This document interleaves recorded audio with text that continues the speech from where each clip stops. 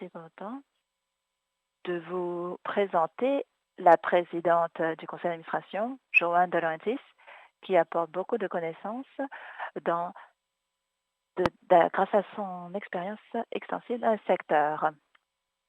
Merci Glenn. Est-ce que vous pouvez m'entendre? Bonjour tout le monde.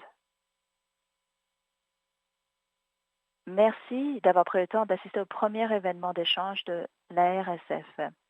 Et merci à tous les orateurs pour toutes ces informations et toutes ces idées.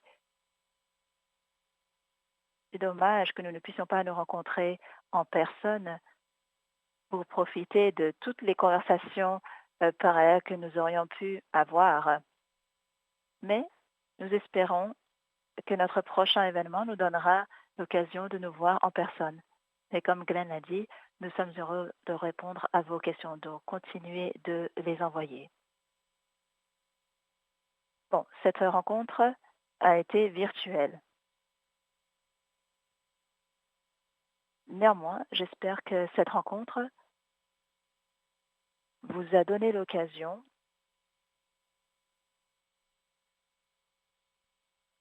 d'entendre ce qui nous distingue en tant que régulateurs, ce que nous avons fait et ce que nous allons faire.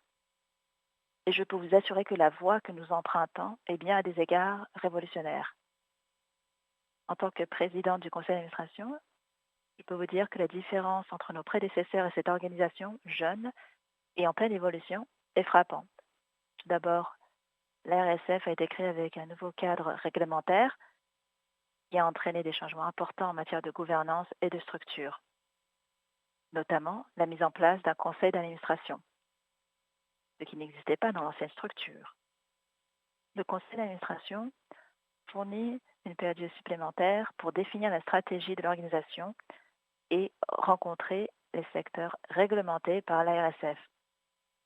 Nous l'avons entendu ce matin alors que nous tournons vers une approche fondée sur les principes.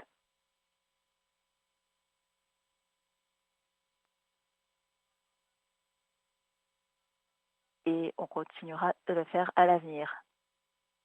Notre conseil est axé sur les compétences. Nous avons un groupe impressionnant de personnes qui apportent une énorme quantité d'expérience sectorielle à la table, que ce soit dans l'industrie de l'assurance, les coopératives de crédit, les régimes de retraite, la fintech, le droit ou la fonction publique de l'Ontario.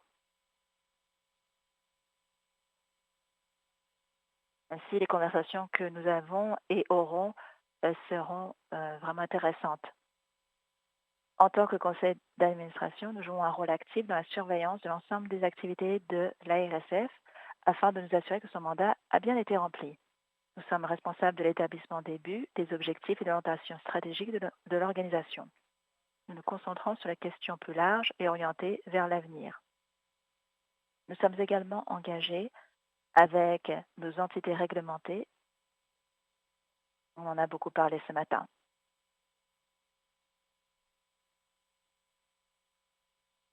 Nous tenons des réunions avec le comité consultatif des intervenants et le comité consultatif des consommateurs. Cette année, le conseil d'administration consultera encore davantage ces comités d'intervenants afin de comprendre ce qui nous attend et la nécessité pour nous, en tant qu'organisme de réglementation, de rester en tête de la courbe d'innovation. C'est pourquoi la réglementation fondée sur les principes fait l'objet d'une telle attention aujourd'hui. À bien des égards, la réglementation fondée sur les principes change la donne. Comme vous l'avez entendu, elle facilitera l'innovation et nous aidera à moderniser nos processus et nos systèmes. Il est clair que le secteur des services financiers évolue rapidement et que le régulateur doit faire de même. Nous sommes fermement convaincus que les orientations ou les règles prescriptives peuvent être limitatives, trop contraignantes et non axées sur l'obtention de résultats. De plus, une réglementation prescriptive n'est pas à l'épreuve du temps et doit être mise à jour fréquemment. Dans le cadre d'une approche de réglementation fondée sur les principes, les entités réglementées par l'ARSF et les particuliers disposeront d'une plus grande souplesse pour déterminer comment se conformer. En fait, les entités individuelles seront en mesure de développer leur propre approche de la conformité qui sont les mieux adaptées à la taille unique, la nature et la complexité de leur entreprise. Avec cette approche, une plus grande confiance sera accordée à la direction générale d'une entité réglementée et à son conseil d'administration pour atteindre les résultats souhaités et pour démontrer comment ils ont atteint ces résultats. Pensez-y. Dans le système actuel, la conversation se déroule presque exclusivement entre les régulateurs et l'unité de conformité. Le régulateur a rarement des discussions avec l'équipe de gestion ou l'équipe chargée du produit, l'équipe chargée du marketing ou encore les personnes qui s'occupent réellement du produit et qui le font évoluer et qui le livrent à l'utilisateur final. Le système actuel ne se prête pas à un dialogue sain dans les deux sens avec le régulateur et il ne favorise certainement pas l'innovation. En tant que présidente du conseil d'administration de l'ARSF, je souhaite mettre au défi les dirigeants de tous les secteurs que nous réglementons de collaborer et de s'engager avec nous. Nous voulons vous entendre, vous et vos consommateurs, et connaître vos idées sur la situation actuelle du secteur, son évolution et ses besoins, afin de répondre aux besoins de ceux qui achètent vos produits ou utilisent vos services.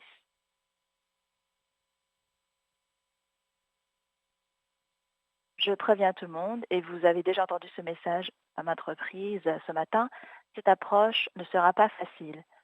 Elle nécessitera des efforts importants de votre part et de la part de l'organisme de réglementation, mais au final, cela en vaudra la peine. En collaborant ensemble, nous pouvons aider à mettre le secteur des services financiers sur une voie nouvelle et passionnante qui ne profitera pas seulement à vos entreprises, mais qui aura des résultats positifs durables pour les consommateurs ontariens.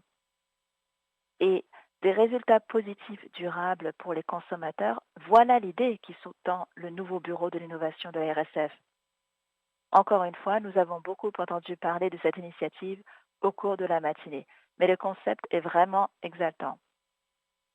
Ce bureau soutiendra une approche dite ouverte aux affaires en identifiant et en permettant des occasions pour encourager l'innovation et la transformation des affaires dans le secteur des services financiers. Le bureau aidera les innovateurs émergents et existants à développer leurs idées d'une manière durable, responsable et accessible. Le bureau permettra aux consommateurs d'avoir accès aux dernières avancées en matière de services financiers tout en protégeant l'intérêt public.